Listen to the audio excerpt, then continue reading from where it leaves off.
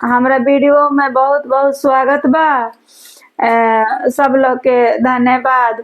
अगर हमार गीत अच्छा लगी तो सब्सक्राइब भी करम, लाइक भी करम, कमेंट भी करम, तो हमार हिम्मत बढ़ी। रउआ लोग मान प्यार जेंगा देतानी उंगा हमरा के देत रही, आगे मुहे हमरो के बढ़ाई। कि अथी रउआ लोग के एगो हम दान के गीत गावतानी बहुत प्यारा।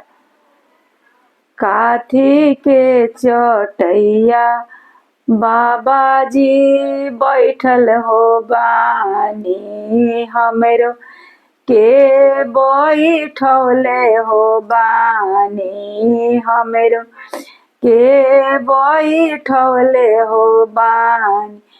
कुसा के चटैया बेटी हम बैठल हो बानी, तोहरो के बैठौले हो बानी, तोहरो के बैठौले हो बानी।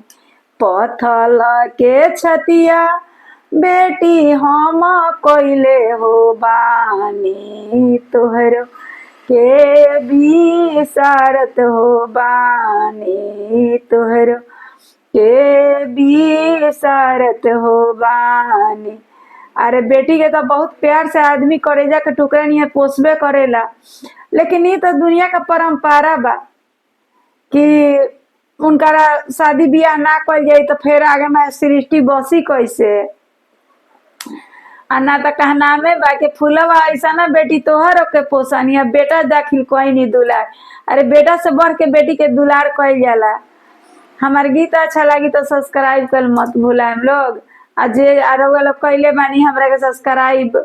Thank you.